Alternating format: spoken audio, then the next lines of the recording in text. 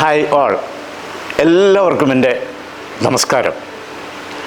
നമ്മളൊക്കെ പരിഷ്കൃതമായ ഒരു ലോകത്താണ് ജീവിക്കുന്നത് എങ്കിൽ പോലും നമ്മൾ ജീവിക്കുന്നത് ഒരു പ്രാകൃത മനുഷ്യൻ്റെ തലച്ചോറുമായിട്ടാണ്. ഇത്രയും ആധുനികത, ഇത്രയും പുരോഗമനം, സുഖസൗകര്യങ്ങൾ നമ്മൾക്ക് വന്നു ചേർന്നിട്ടുണ്ടെങ്കിൽ പോലും ആ പഴയ ബുദ്ധിയും പഴയ ചിന്താബോധവുമൊക്കെയാണ് നാം ഇപ്പോഴും കൊണ്ടു നടക്കുന്നത്.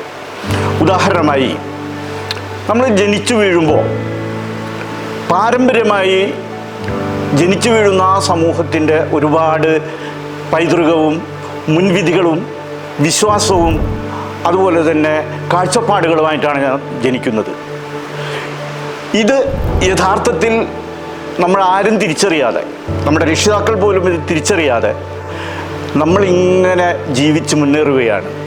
ഇങ്ങനെ ജീവിക്കുന്നതിൻ്റെ ഇടയിൽ പലപ്പോഴും നാം വളർന്നു വലുതാകുമ്പോൾ നമ്മുടെ സമൂഹത്തിൽ നമ്മുടെ ചൂഷണം ചെയ്യാൻ വേണ്ടി ഒരുപാട് ശക്തികൾ പുറത്തു നിൽക്കുന്നുണ്ട്.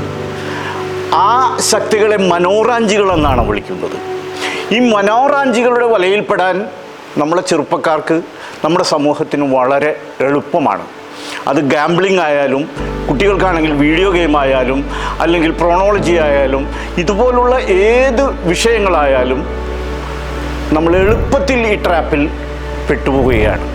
ഇതനുസരിച്ച് നമ്മുടെ ചിന്തയും ബുദ്ധിയും നമ്മുടെ മനോഭാവവുമെല്ലാം മാറുകയും നമ്മൾ യഥാർത്ഥ ട്രാക്കിൽ നടക്കുന്നതിന് പകരം വേറൊരു ട്രാക്കിലേക്ക് നമ്മൾ സുഖാന്വേഷികളായി സുഖം തേടി പോകുന്ന ഒരവസ്ഥയിലേക്ക് നാം വ്യതിചലിക്കുകയും ചെയ്യുന്നു.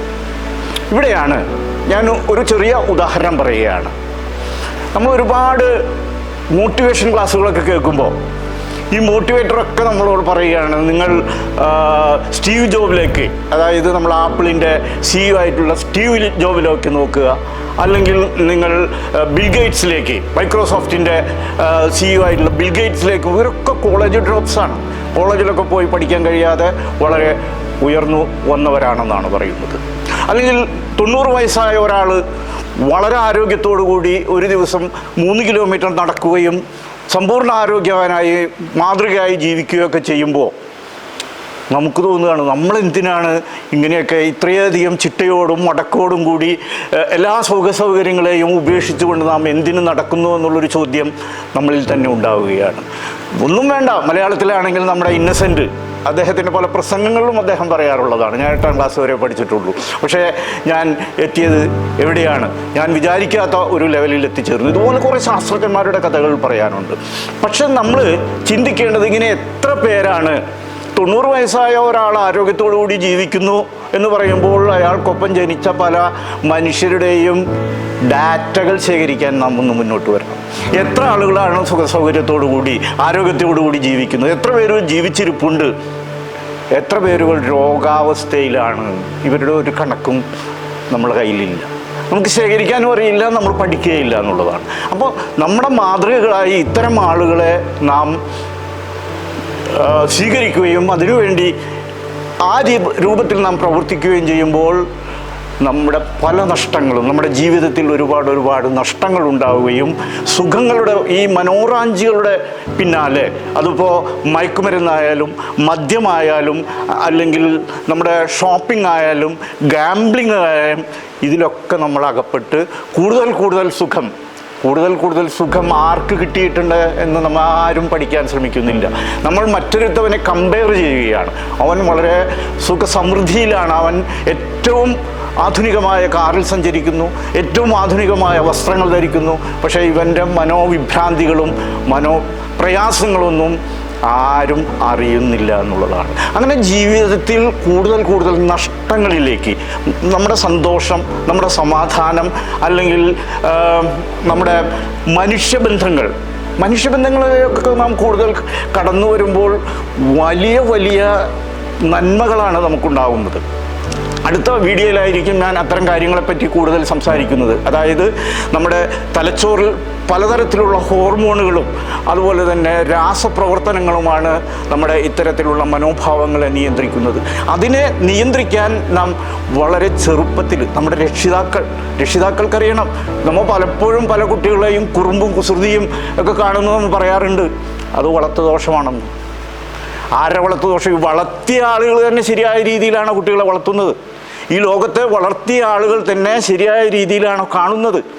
പല വിഷയങ്ങളെയും നാം കാണുന്നതും അതിന് പ്രതികരിക്കുന്നതും നമ്മൾ ശരിയായ മാർഗത്തിലല്ല എന്നുള്ളതാണ്. അങ്ങനെ വളരെ ഷോർട്ട് കട്ടുകൾ, നമ്മൾ തലച്ചോറ് എപ്പോഴും ആഗ്രഹിക്കുന്ന ഒരു പ്രവൃത്തിയാണ് ഷോർട്ട് കട്ടുകൾ. കുട്ടികളൊക്കെ പരീക്ഷ എഴുതുമ്പോഴാണ് ഏറ്റവും എളുപ്പത്തിൽ പഠിച്ചത് മാത്രം വരിക, അല്ലെങ്കിൽ ഏറ്റവും എളുപ്പത്തിൽ കണക്ക് കൂട്ടാനും കുറിക്കാനും ഒക്കെ ഉള്ള ചെറിയ ചെറിയ ഷോർട്ട് കട്ടുകൾ, അതിൻ്റെ പ്രക്രിയകളെ മനസ്സിലാക്കാതെ ഷോർട്ട് കട്ടുകളിലൂടെ കാര്യങ്ങൾ നേടാൻ എല്ലാവരും കൈക്കൂലി കൊടുക്കുന്നതടക്കം നമുക്ക് കാണാൻ സാധിക്കുന്നത് ഇത്തരത്തിലുള്ള പ്രവണതകളാണ്.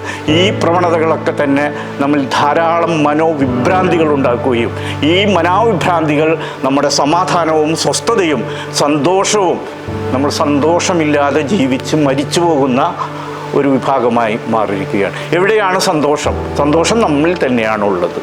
നമ്മിൽ തന്നെയാണ്, നമ്മുടെ തലച്ചോറിൽ തന്നെയാണ്, നമ്മുടെ സമൂഹത്തിൽ നിന്ന് തന്നെയാണ് നമുക്ക് സന്തോഷം കിട്ടേണ്ടത്. നമ്മുടെ രക്ഷിതാക്കൾ നമ്മളെ അത് ചെറുപ്പത്തിലെ പരിശീലനം നമുക്ക് നൽകേണ്ടത്. ഒരു 2 വയസ്സായ ഒരു കുട്ടി ഒരുപാട് കുറുമ്പുകൾ കാണിക്കും. ആ കുട്ടിയെ എങ്ങനെ നിയന്ത്രിക്കും? ഞാൻ പലപ്പോഴും കുട്ടികളെ അമ്മമാർ കെയർ ചെയ്യുന്ന ഒരു രീതി ഞാൻ പരിശോധിച്ചിട്ടുണ്ട്. വളരെ അപകടകരമായ രീതിയിലാണ് ആ കുട്ടികളെ, അവരെ പേടിപ്പിക്കുകയും അവരെ തടഞ്ഞു നിർത്തുകയും അവരെ പിന്തിരിപ്പിക്കുകയും ചെയ്യുന്ന വളരെ എല്ലാത്തിനും നിഷേധാത്മകമായ പ്രവർത്തനങ്ങളാണ് രക്ഷിതാക്കളിൽ തന്നെ തുടങ്ങുന്നത്. അതിൻ്റെ ഫലമായി കുട്ടികൾക്ക് ഭയാശങ്കകൾ ഉണ്ടാകുന്നു, പേടിയുണ്ടാകുന്നു, പലതരത്തിലുള്ള ഭയാസുകൾ ഉണ്ടാകുന്നു. ഇത് തന്നെയാണ് സ്കൂളിൽ ചെന്നാലും. സ്കൂളിൽ ഇത് തന്നെയാണ്, ഇതേ തരത്തിലുള്ള അധ്യാപകരാണ് കുട്ടികളെ പഠിപ്പിക്കുന്നത്. ഇവിടെയൊക്കെ തന്നെ കുട്ടികൾക്ക് വേണ്ടതായിട്ടുള്ള പരിശീലനങ്ങൾ, അവർക്ക് വേണ്ടതായിട്ടുള്ള അഭ്യാസമുറകൾ, അവർക്ക് വേണ്ടതായിട്ടുള്ള ആക്ടിവിറ്റീസ്, ഇതെല്ലാം തുറന്ന രീതിയിൽ പ്രവർത്തിക്കുമ്പോഴാണ് ഒരു മനുഷ്യൻ്റെ ശാരീരിക ഭൗതിക പ്രവർത്തനങ്ങൾ സന്തുലനമായി നിൽക്കുകയും അവർ കൂടുതൽ സന്തോഷം ഉണ്ടാകുന്നു, കൂടുതൽ പ്രവർത്തിക്കുവാനുള്ള ഉന്മേഷം ഉണ്ടാകുന്നു, പഠനത്തിൽ കൂടുതൽ ശ്രദ്ധ കേന്ദ്രീകരിക്കാൻ കഴിയുന്നു. ഇതൊക്കെ തന്നെയാണ് നമ്മുടെ കുട്ടികളിലുണ്ടാകുന്നത്. ഇതിനു പകരം വളരെ വിരുദ്ധമായ ഒരു ഇൻഡസ്ട്രിയൽ ഏജിൻ്റെ ഒരു കാലഘട്ടത്തിലുള്ള വിദ്യാഭ്യാസമാണ് നമ്മുടെ കുട്ടികൾക്ക് കൊടുക്കുന്നത്. അതായത് പറയുക, അനുസരിക്കുക, ചെയ്യുക, പരീക്ഷ എഴുതുക, മാർക്ക് വാങ്ങിക്കുക. ഇതിൽ നിന്നപ്പുറമായ ഒരു വിദ്യാഭ്യാസ പ്രവർത്തനം നമുക്കില്ല എന്നുള്ളതാണ്. ഇതിനനുസരിച്ചിട്ട് കുട്ടിയെ വിലയിരുത്തുക. മാർക്കുകൾ നോക്കിയാണ് കുട്ടികളെ ഇന്ന് നമ്മൾ സ്റ്റാൻഡർഡൈസ് ചെയ്യുന്നത്, റേറ്റ് ചെയ്യുന്നത്. അതിലപ്പുറത്ത് തന്നെ ഓരോ കുട്ടിയുടെയും സ്വതസിദ്ധമായ ജന്മസിദ്ധമായ കഴിവുകളും നമ്മളെ ചുറ്റുപാടുകളിൽ നിന്ന് നാം കൊടുക്കുന്ന കഴിവുകളും ഉപയോഗിച്ചുകൊണ്ട് ആ കുട്ടിയെ അവൻ ശരിയായ പാതയിൽ, അവൻ്റെ തലച്ചോറിലെ ഹോർമോണുകൾ, അവൻ്റെ തലച്ചോറിലെ ഇലക്ട്രിക്കൽ പ്രക്രിയകൾ കൃത്യമായി നടക്കുകയും അത് ആവശ്യ സമയത്ത് വേണ്ട രീതിയിൽ പ്രയോജനകരമായി മാറ്റാൻ കഴിയുന്ന പ്രക്രിയകൾ ചെയ്യുന്നതിന് പകരം വളരെ മുൻവിധിയോടുകൂടിയിട്ടുള്ള, വളരെ തെറ്റായ ധാരണയോട് കൂടിയിട്ടുള്ള ഒരു പരിശീലനത്തിലേക്ക് അവനെ കൊണ്ടുപോകുന്നു. ഞാനൊരു ചെറിയ ഉദാഹരണം പറഞ്ഞ് ഈ ക്ലാസ് ഞാൻ അവസാനിപ്പിക്കുകയാണ്. നമ്മുടെ വീടുകളിലൊക്കെ സാധാരണയായി ഒരുപാട് ആളുകൾ പല സാധനങ്ങൾ വിൽക്കുന്നതിന് വരാറുണ്ട്. കമ്പിളിപ്പുതപ്പ്, അതുപോലെ തന്നെ വീട്ടുപകരണങ്ങൾ, ഇങ്ങനെ പല സാധനങ്ങളും. ചില വീട്ടുപകരണങ്ങളൊക്കെ വാങ്ങിച്ചു കഴിഞ്ഞ് പിറ്റേ ദിവസം ഇവർ പോയി കഴിയുമ്പോഴത്തേനും ഈ സാധനം കേടാവും, പിന്നെ അവർ അഡ്രസ്സേ ഉണ്ടാവില്ല എന്നുള്ളതാണ്. ഒരു കമ്പിളിപ്പുതപ്പ് ഒരാൾ നമ്മുടെ വീട്ടിൽ കൊണ്ടുവരികയാണ്, എന്നിട്ട് നമ്മളോട് അതിൻ്റെ വില പറയുകയാണ് 1000 രൂപ. ഇത് പ്യുവറായിട്ടുള്ള പരിശുദ്ധമായ കമ്പിളിയിൽ ഉണ്ടാക്കിയിരിക്കുന്ന സാധനമാണ്. ഒരുപാട് കാലം ഇത് നിലനിൽക്കും, നീണ്ടു നിൽക്കും, ഇനി ഡ്യൂറബിലിറ്റി ഉണ്ട്, ഇങ്ങനെ പലതരത്തിലുള്ള ഗുണങ്ങൾ പറഞ്ഞുകൊണ്ട് അതിൻ്റെ പ്രൈസ് പറയുകയാണ്. നമുക്കാണെങ്കിൽ ഉള്ളിൽ ഇത് ആവശ്യമുണ്ട് എന്ന് ഇയാൾക്ക് മനസ്സിലാകുകയാണ്. 1000 രൂപ വിലയുടെയാണ്.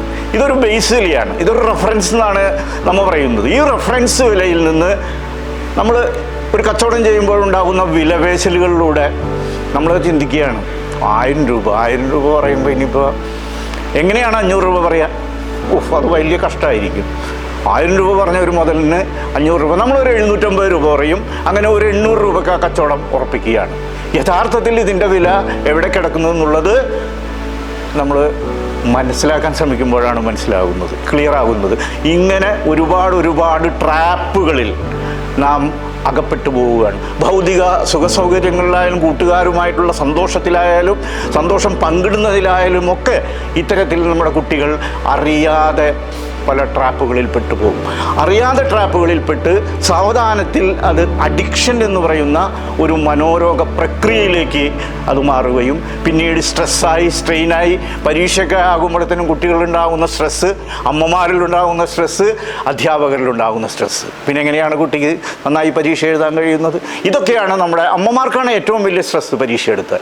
ഇവരാണ് കുട്ടികളെ സ്ട്രെസ്സിൽ നിന്ന് ഒഴിവാക്കി മുക്തരാക്കി നിൻ്റെ മാർക്കല്ല വലുത്, നിൻ്റെ വ്യക്തിപരമായ കഴിവുകളും അഭിരുചികളുമാണ് വലുത് എന്ന് പറഞ്ഞ് അവരെ പ്രോത്സാഹിപ്പിക്കാൻ, അവരെ പരിശീലിപ്പിക്കാൻ നമ്മുടെ രക്ഷിതാക്കൾക്കോ അധ്യാപകർക്കോ കഴിയാതെ പോകുന്നതിൻ്റെ ഫലമായിട്ടാണ് നമ്മൾ ഇത്തരത്തിലുള്ള മനോറാഞ്ചികൾ ഇപ്പോൾ എല്ലാവർക്കും ക്ലിയറായെന്ന് ഞാൻ വിചാരിക്കുന്നു. മനോറാഞ്ചികൾ പലതരത്തിലുള്ള പ്രലോഭനങ്ങളുമായി വന്ന് നമ്മളെ കുടുക്കിയിടുകയും നമ്മുടെ ജീവിതത്തിൽ ഒരുപാട് പരാജയങ്ങൾക്കിടവരുകയും ക്രമേണ സ്ട്രെസ്, സ്ട്രെയിൻ അതുപോലെയുള്ള പലതരത്തിലുള്ള പ്രശ്നങ്ങളാൽ നമ്മൾ ക്രമേണ രോഗികളായി മാറുകയും പലതരത്തിലുള്ള അഡിക്ഷന് വിധേയമാവുകയും ചെയ്യുന്നു.